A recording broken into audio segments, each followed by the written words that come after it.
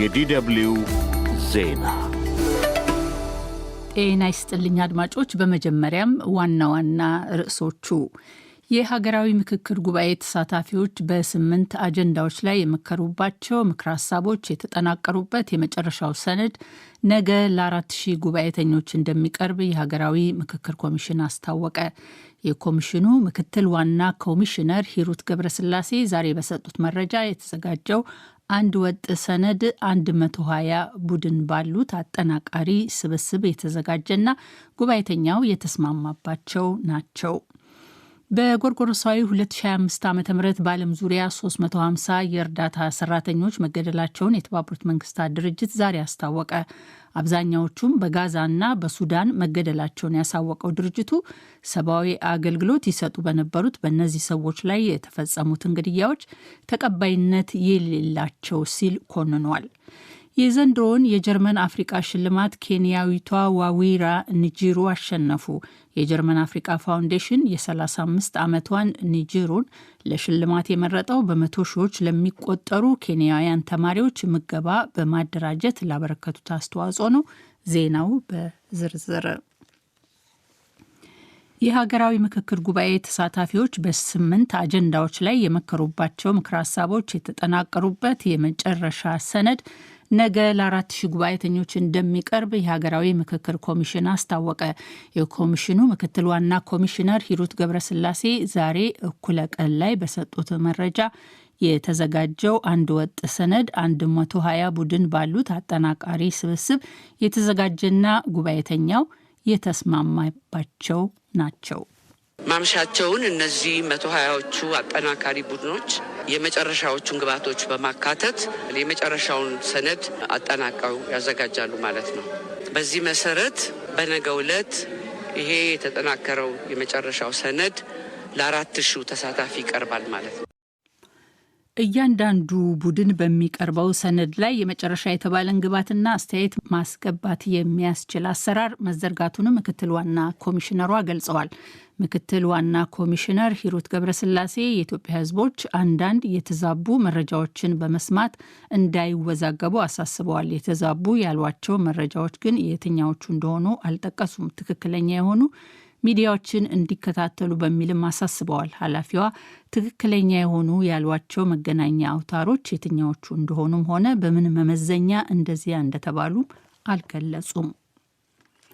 በጎርጎሮሳዊ 2025 ዓ.ም በዓለም ዙሪያ 350 የእርዳታ ሰራተኞች መገደላቸውን የተባበሩት መንግስታት ድርጅት አስታወቀ። አብዛኛዎቹ በጋዛና በሱዳን መገደላቸውን ያሳወቀው ድርጅቱ ሰብአዊ አገልግሎት ይሰጡ በነበሩ ሰዎች ላይ የተፈጸሙትን ግድያዎች ተቀባይነት የሌላቸው ሲል ኮንኗል። በድርጅቱ መረጃ መሰረት ከመካከላቸው 186 የሚሆኑት በጋዛ፣ 71 ደግሞ ሱዳን ውስጥ ነው የተገደሉት። ጎርጎሮሳዊ 2004 ዓ.ም 377 የእርዳታ ድርጅት ሰራተኞች የተገደሉበት ዓመት ነበረ።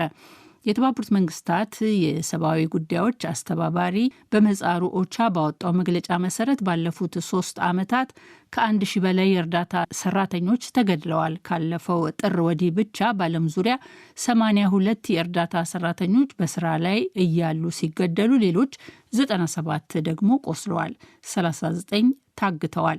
ኦቻ በተለይ በግጭቶች ወቅት በከተሞች የታጠቁ ድሮኖች በስፋት ጥቅም ላይ መዋላቸው አስጊ መሆኑን ገልጿል። በሱዳን በሲቪሎች ላይ ከደረሱ ጥቃቶች 80 በመቶ በታጠቁ ድሮኖች የተፈጸሙ መሆናቸውን የፈረንሳይ ዜና አገልግሎት ዘግቧል። የዘንድሮውን የጀርመን አፍሪቃ ሽልማት ኬንያዊቷ ዋዊራ ኒጂሩ አሸነፉ። የጀርመን አፍሪቃ ፋውንዴሽን የ35 ዓመቷን ኒጂሩን ለሽልማቱ የመረጠው በመቶ ሺዎች የሚቆጠሩ ኬንያውያን ተማሪዎች ምገባን በማደራጀት ላበረከቱት አስተዋጽኦ ነው። ኒጂሩ በዚህ አገልግሎት የአካባቢ ገበሬዎችን በመደገፋቸውም ጭምር ነው ለዚህ ሽልማት የበቁት። 25 ተማሪዎችን በመመገብ የበጎ ፈቃድ አገልግሎቱን ተማሪ ሳሉ የጀመሩት ኒጂሩ በአሁኑ ጊዜ አገልግሎታቸው ሰፍቶ በ1900 ትምህርት ቤቶች ከ660 ሺህ በላይ ተማሪዎችን እየመገቡ ነው። የገለልተኛው የጀርመን አፍሪቃ ሽልማት ዳኛና የዶይቼ ቬለ የአፍሪቃ ፕሮግራሞች ኃላፊ ክላውስ ሽቴከር ኒጀሩን ምግብ ለትምህርት በተሰኘው ድርጅታቸው የልገሳ ሀሳባቸውን ቤተሰቦችን ወደሚያሳትፍና የአካባቢን ኢኮኖሚ ወደሚያጠናክር የተማሪዎች ምገባ ያሸጋገሩ ሲሉ አወድሰዋቸዋል። ሽቴከር የምግብ ለትምህርት አሰራር ለዓለም አቀፍ ችግር አፍሪቃዊ መፍትሄ ብለውታል። የጀርመን አፍሪካ ፋውንዴሽን ከበርካታ ድንቅ ግለሰቦች መካከል ኒጀሩን ራዕያቸውንና እምነቶቻቸውን በጽናት የሚከተሉ በሺዎች ለሚቆጠሩ ቁርጠኛና የፈጠራ ክህሎት ላላቸው አፍሪካውያን አርአያ የሆኑ የተለዩ ወጣት ሴት በማለት እውቅና እንደሰጣቸው ተናግረዋል። በሽልማቱ መደሰታቸውን የገለጹት ዋዊራ ኒጂሩ ሽልማቱ ለእርሳቸው ብቻ ሳይሆን ፉድ ፎር ኤጁኬሽን ወይም ምግብ ለትምህርት ለተሰኘው ድርጅታቸው 6000 ሰራተኞችና ከ650 ሺህ በላይ ለሚሆኑት በድርጅቱ ተጠቃሚ ለሆኑ ልጆች ትልቅ ክብር መሆኑን ተናግረዋል። አገልግሎቱንም ብዙ ሰዎችን የሚጠቅም ሰፊ የኢኮኖሚ መሰረተ ልማት ብለውታል።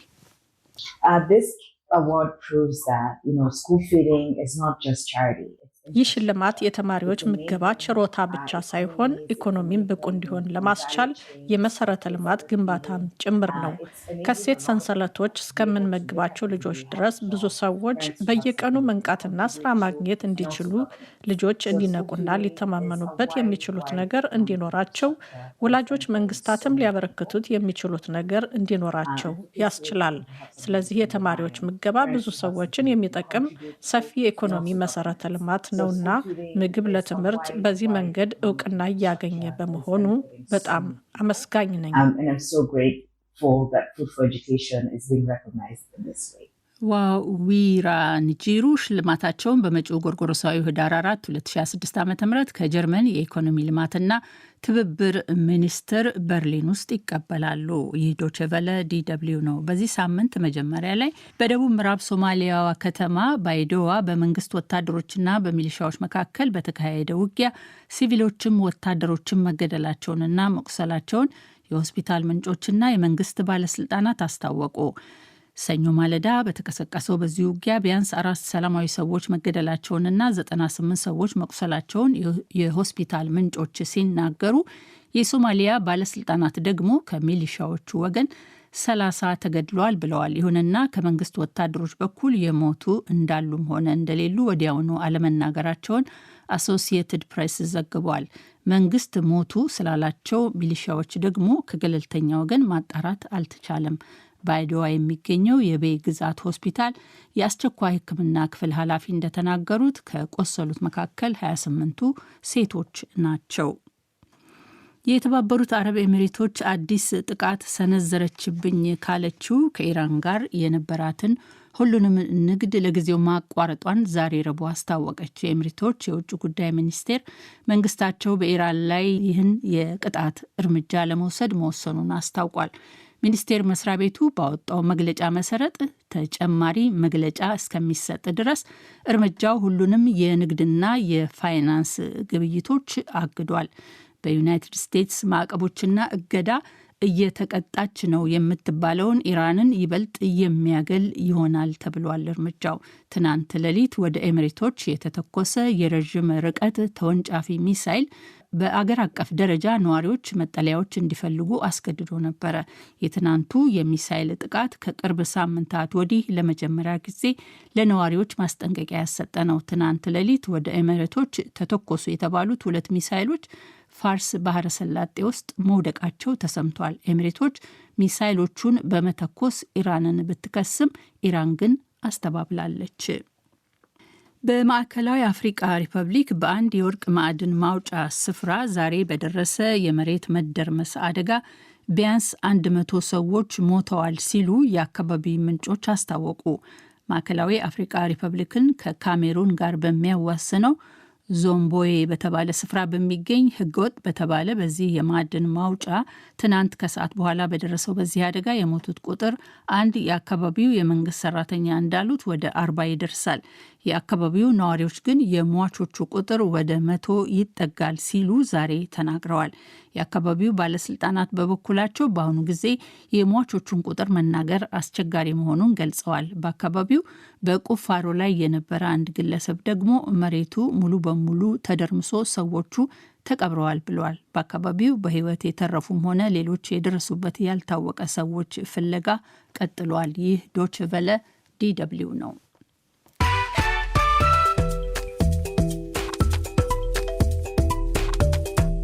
ከዶች ቨለ ዜናውን ለማብቃት እነሆ ዋና ዋና እርሶቹን በድጋሚ። የሀገራዊ ምክክር ጉባኤ ተሳታፊዎች በ8 አጀንዳዎች ላይ የመከሩባቸው ምክረ ሀሳቦች የተጠናቀሩበት የመጨረሻ ሰነድ ነገ ለ4000 ጉባኤተኞች እንደሚቀርብ የሀገራዊ ምክክር ኮሚሽን አስታወቀ። በጎርጎሮሳዊ 2025 ዓ.ም በዓለም ዙሪያ 350 የእርዳታ ሰራተኞች መገደላቸውን የተባበሩት መንግስታት ድርጅት ዛሬ አስታወቀ።